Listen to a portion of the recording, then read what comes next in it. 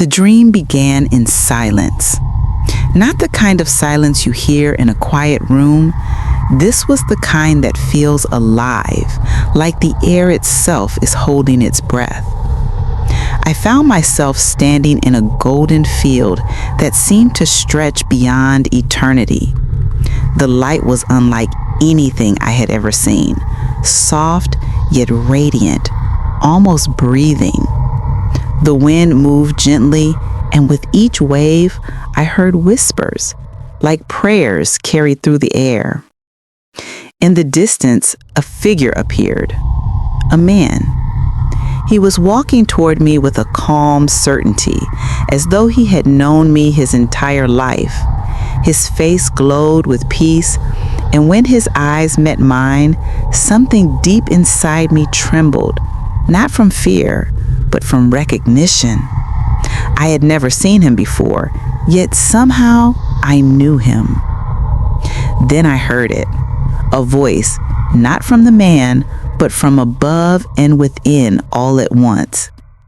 It said, "This is the one I have prepared." Before I could ask what it meant, thunder cracked across the sky. The light dimmed and the man's face began to fade. I tried to reach for him, but my hand passed through smoke. The voice echoed once more, softer this time.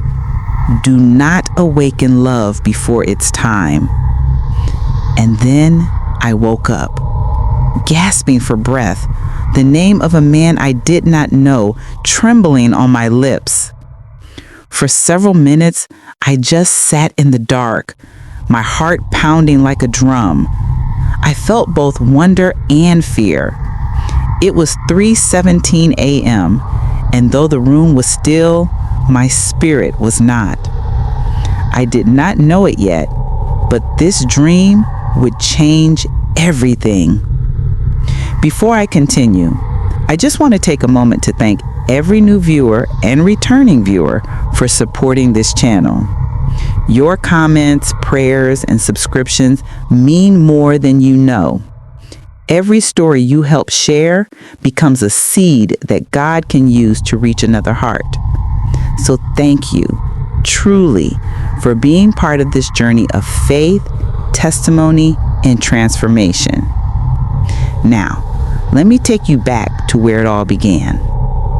My name is Tiffany, and at the time of that dream, I was 47 years old, living alone in New Haven, Connecticut.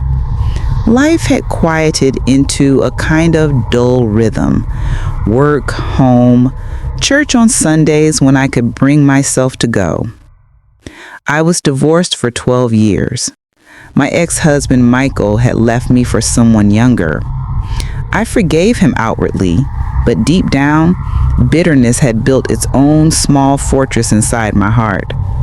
I told myself I was healed, but the truth was, I had stopped believing that God cared about my desires, especially the desire to love and be loved again. My job as a real estate agent paid the bills, but the silence after every sale echoed louder than the applause. I had friends, yes, but most had families, husbands, and children. I smiled for their pictures, but when I went home, I would sit by the window, watching the lights of passing cars and wondering if God still saw me. I used to have strong faith. I led the women's prayer team years ago, but slowly, unanswered prayers chipped away at my confidence in God's goodness. I read verses like, "Delight yourself in the Lord, and He will give you the desires of your heart," but they felt like poetry from a faraway land. That winter of 2019, loneliness became my closest companion. My prayers grew shorter, my Bible gathered dust, and I told myself that love was for other people. But deep inside, I still whispered one quiet plea before I fell asleep each night. "Lord, if you still have a plan for my heart, please do not let me die without knowing it." It was after one of those whispered prayers that the dream came. It was so real that for days afterwards, I could still feel the warmth of that golden light on my skin. I kept replaying the man's face in my mind, the voice's words echoing, "This is the one I have prepared." But who was he? And what did that warning mean? Do not awaken love before it's time. I wanted to believe it was from God, but part of me feared it was just my heart creating hope out of loneliness. Still, something inside me shifted. For the first time in years, I felt seen. And though I tried to brush it off, that dream would not let me go. Little did I know, the Lord had only begun to write the story, one that would test my patience, heal my heart, and prove that His timing is never late. It had been 3 nights since the dream, but it still clung to me like the scent of rain after a storm. Every time I closed my eyes, I saw that golden field, shimmering, endless, holy, and that voice, the one that spoke with authority and tenderness at the same time, it echoed inside my chest. I tried to dismiss it as imagination. I told myself it was just a product of fatigue, of loneliness, of all the romantic prayers I had whispered into the void. But deep inside, I knew it was not ordinary. There was weight in that dream, a spiritual gravity that pulled at my heart. I began to pray again, hesitant, broken prayers, the kind where tears come first and words follow behind. I asked God, what was that? Was it you? Or was it just me? For days, heaven felt silent. Then one night, a cold February evening, I came home exhausted after a long showing in Hartford. Snow was falling outside my window, and I remember feeling an unusual heaviness, like something sacred was drawing near. I turned off the lights, sat on the floor beside my bed, and prayed a simple prayer. Father, if you are speaking, I am listening. I do not remember falling asleep. I only remember entering. The air around me was alive, thick with light, humming like invisible music. I was standing once again in that same golden field, only now it was dusk. The horizon was painted in hues of rose and amber. I could feel warmth radiating through me, healing something I did not know was broken. A voice came, clear and strong, not from outside, but from within the light itself. Tiffany, you have prayed for love, but I have prepared purpose. The words pierced me. I turned around and saw him, the man from before. He stood a few feet away, dressed in white linen that moved with the wind, though the air was still. His presence brought peace, yet I felt my knees weaken under the weight of it.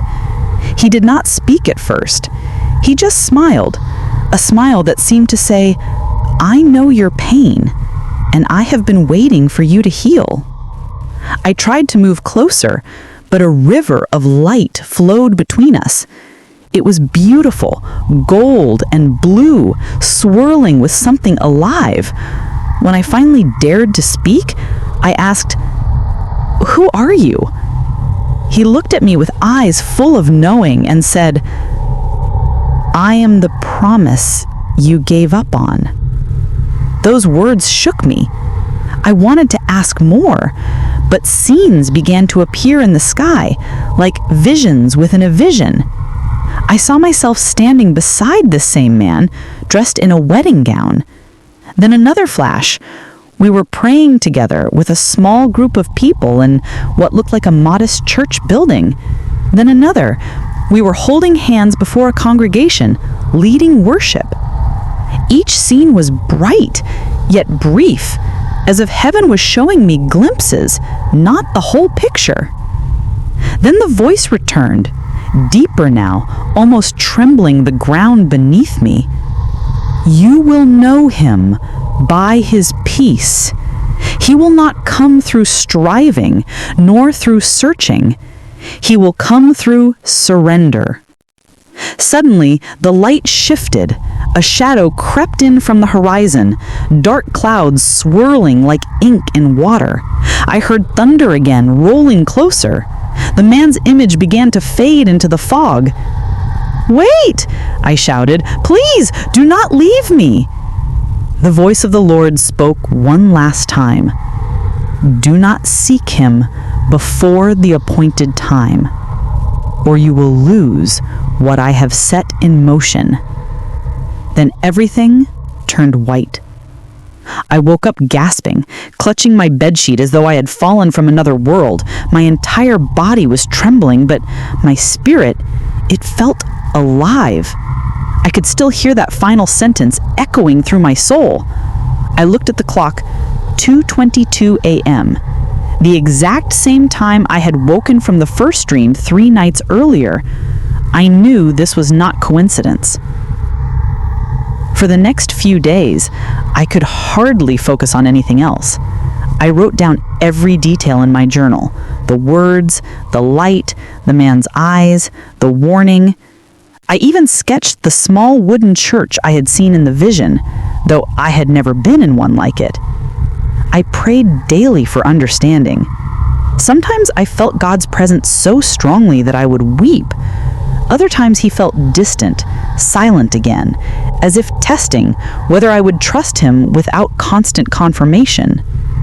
Friends at church noticed a change in me. My coworker, Melissa, said, "Tiffany, you seem different, lighter somehow." I only smiled. How could I explain that heaven had whispered my future into my dreams? But even as peace settled in my heart, questions rose just as quickly. Who was that man? Where was that place? And what did it mean to wait for the appointed time? I did not know that the answers would come years later, in a way more beautiful and unexpected than I could ever imagine. For now, I only knew this: the dream was not a fantasy. It was a prophecy, one that would demand faith, patience, and surrender. And in time, every word would prove true. For the next 2 years, that dream lived quietly in the corners of my heart. Some mornings I would wake up and feel the warmth of that golden field again, the peace in his eyes, the gentle sound of that voice that said, "You will know him by his peace." But other days, I doubted. I wondered if it had all been in my mind, just a lonely woman's imagination, desperate for hope. Yet every time I tried to move on, to date casually or entertain someone who showed interest, something inside me resisted. It was as if my spirit whispered, "This is not the one." So I waited, not always patiently, but with faith. I began journaling my prayers again. I fasted, not for a husband, but for clarity. I went back to church more regularly and joined the women's Bible group again. Slowly, God became more than a distant deity. He became my companion. There were nights when I cried, frustrated that nothing was happening. But every time I felt weary, a deep peace would settle over me, reminding me of that voice in the dream. Do not seek him before the appointed time. Then, one ordinary Sunday in late 2021, my pastor invited a guest speaker to our church. His name was Caleb Martin, a widowed pastor from a nearby town called Meriden. He was speaking on God's faithfulness in waiting. When he walked up to the pulpit, my heart froze. I could not breathe. It was him, the man from the dream. He looked older than the vision, gentle wrinkles by his eyes, traces of grief in his smile, but there was no mistaking it. The same calm presence, the same kindness, the same peace. As he spoke, tears streamed down my face, not because of his words, but because of what the Spirit was whispering inside me. This is the one I have prepared. I tried to shake it off, terrified of reading too much into coincidence. After the service, I slipped quietly toward the exit. But as I was leaving, a small group formed near the church doors, and Caleb came to greet the congregation personally. When he reached me, he extended his hand with a warm smile. "Peace be with you," he said. My knees nearly gave out. I could barely respond. "And also with you," I whispered, trembling inside. He held my hand a moment longer than normal, then said gently, "I feel like we've met before." In that instant, time seemed to pause. I remembered the dream. Standing in the field, his hand reaching for mine. The voice saying, "You will know him by his peace." It was happening right before my eyes. Over the following months, we crossed paths more frequently. Our churches collaborated on outreach events, and Caleb often invited me to help with prayer meetings and women's mentorship programs. We spoke about faith, pain, purpose, but never romance. I remembered the warning clearly: do not seek him before the appointed time. So I guarded my heart and let God lead. As we served together, I learned his story. He had lost his wife to cancer 3 years earlier and had spent those years in solitude, healing, and ministering to others. His testimony mirrored mine in ways that only God could have orchestrated. Then one evening after a small prayer gathering, Caleb approached me in the church courtyard. The sky was glowing in that same shade of amber I had seen in my dream. He said softly, "Tiffany, I need to share something. I've been praying, and the Lord keeps bringing your name to my spirit. I don't want to rush ahead of his will, but I feel there's purpose in our connection." My heart pounded as tears welled up. I nodded, unable to speak. He continued, "I have asked God for confirmation, and each time I do, I see light and peace. The same peace I feel when we pray together." I whispered through trembling lips, "You are not alone. God showed me something long before we met." And in that holy silence between us, I knew this was the appointed time. We married a year later in a small wooden chapel that looked almost identical to the one from my vision. During our ceremony, sunlight poured through the windows, filling the room with that same golden glow I once saw in my dream. That day, I understood the deeper message God had been trying to teach me all along. Love is never late when it is born from divine timing, and purpose always precedes promise. Our marriage became more than companionship, it became ministry. Together, we led retreats for single believers learning to wait on God. We spoke about surrender, healing, and trusting that heaven's timing is perfect, even when the waiting feels endless. As I shared this testimony, I want to leave you with something that changed my life forever. When God gives you a promise, He does not just prepare the blessing, He prepares you to receive it. There were years I thought I was ready, but I wasn't. God had to heal me first, teach me contentment, and remind me that His plan is not a reward for endurance. It is a revelation of His love. So if you are waiting for something, a marriage, a breakthrough, a dream, remember this: waiting is not punishment. It is preparation. So do not give up. Do not rush ahead of His timing. What God has for you will always arrive wrapped in peace, not pressure. And when it comes, you will know, just as I did, that it could only have been God. Before you go, I want to thank you from the depths of my heart for watching and being part of this journey. Your faith, prayers and encouragement help stories like mine reach others who are still waiting for their miracle. Now, I would love to hear from you in the comments. Have you ever received a dream or vision that later came true? How has God taught you to wait for His timing? If this story blessed you, please like, share, and subscribe so together we can spread hope, faith, and the beauty of God's perfect plan.